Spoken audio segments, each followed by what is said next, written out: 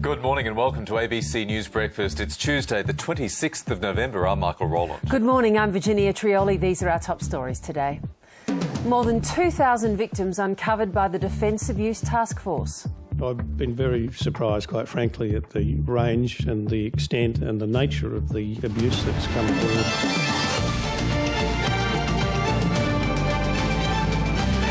A date is set for peace talks to end Syria's bitter civil war.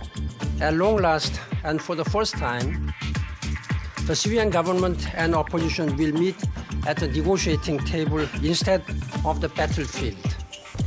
Injured champion water skier Sarah Tilo loses her fight for life. And distressed Jonathan Trott bows out as England's coach turns on David Warner.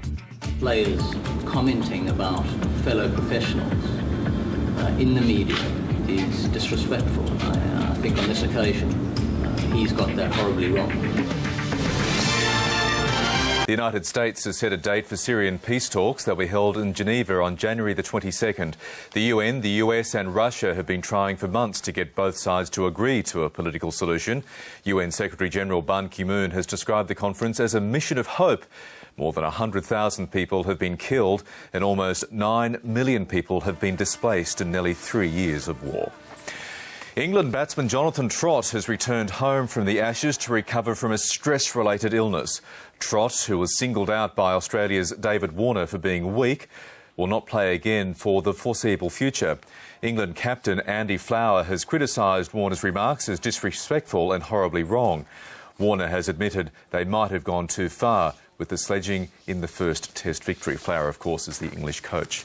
2 Melbourne hospitals are trying to contain a potentially fatal superbug that has been found in 21 babies. Health authorities say the babies have been tested positive for an antibiotic-resistant bacterium known as VRE. The babies are in the special care and intensive care units at Monash Medical Centre and Casey Hospitals. So far, none of them have fallen ill. The Federal Education Minister is heading for a showdown with his state counterparts over school funding. Christopher Pyne says he's going back to the drawing board to come up with a new funding model for 2015. He says the deal struck by the former Labor government is unworkable. But New South Wales and Victoria are insisting that existing agreements be honoured for the next 6 years. And world champion skier Sarah Tilo has died following an accident on the Hawkesbury River north of Sydney. The 20-year-old suffered serious head and spinal injuries when she fell just after the start of the bridge-to-bridge event on Sunday. She'd been on life support but died last night. Ski Racing Australia has paid tribute to Miss Tilo as one of the sport's most accomplished competitors. Let's go to the markets, and US markets continue to rally overnight with the Dow posting another record high. London's FTSE was also higher. The Aussie dollar is buying 92 US cents. Tapis crude's trading at 119 US dollars. And there's Christopher Pyne sitting his Godski exam. A few little beads of sweat there for me. Our mandate is A, for all the stuff you said before the election, B, just for the carbon tax, C, an operational matter, and if C, please place exam in bin provided. And are they all the pencil shavings on the floor underneath him as well? Yes, he's been hard at that exam, the Education Minister. I don't think the... You're looking very cheery nonetheless. C, an operational matter, I don't think that answer holds water, quite frankly. Let's take a look at the front pages of the major newspapers around the country. And we've got a pretty amusing guy coming up for you on one of those pages, but not this one. The Daily Telegraph says retired Army Chief Peter Lee led a secret mission to Indonesia. The paper says he was handpicked by the Prime Minister Tony Abbott to play peacemaker in the spying scandal. The Sydney Morning Herald says Susilo Bang Bang Yudhoyono received the letter 3 days ago but still hasn't commented, stalling those talks on asylum seekers. The Australian says information gathered by Australian spies from the embassy in Jakarta would have been shared with Indonesia once it was sanitised. Manufacturers and energy suppliers are calling for a swift repeal of the carbon tax, but Labor is digging in after a positive opinion poll. That story's in the Financial Review. The Courier Mail says young women are being asked to take extra precautions when walking through Brisbane after the murder of a Korean woman. Firefighters working in the ACT's Triple O call centre want to move away from their ambulance counterparts. The Canberra Times says they're worried that overhearing traumatic conversations will damage their mental health. The Age reports on a potentially fatal superbug found in 21 sick babies at 2 Melbourne hospitals. The paper says the bug may have travelled between hospitals with one baby and spread to others. A Perth court has been told that a businessman tried to hire a hitman to murder his son's former partner because of their costly marriage breakup. That story's in the West Australian. The Guardian Australia has more details of the man arrested on suspicion of holding 3 women captive in London for 30 years.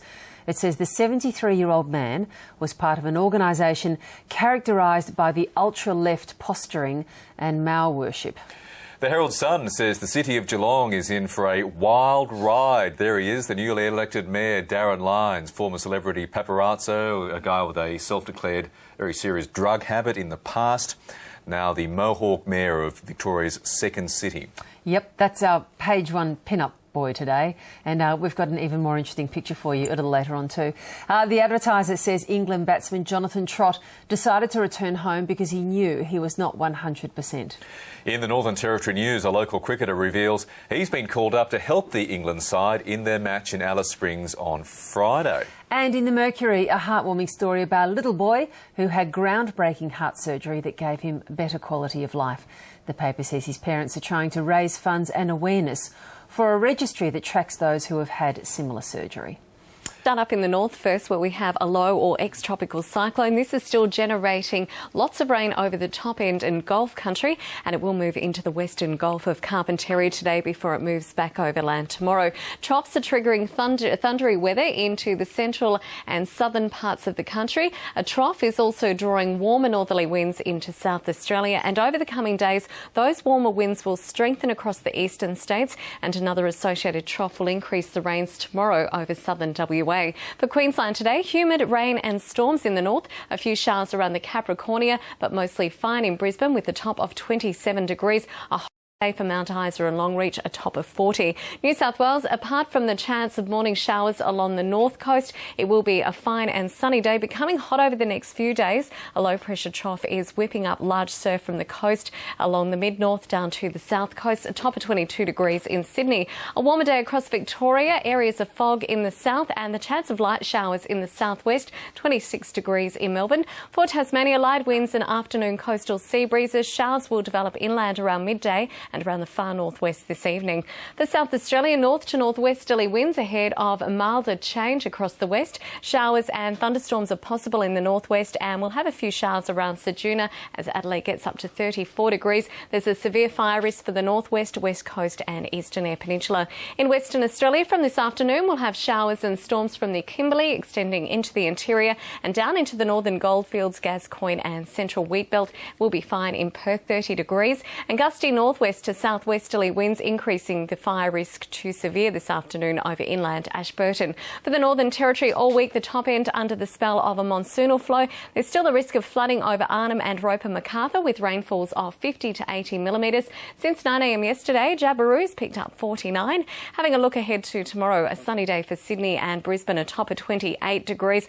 Warmer for Melbourne and Canberra, 29, and a top of 20 cloudy in Hobart.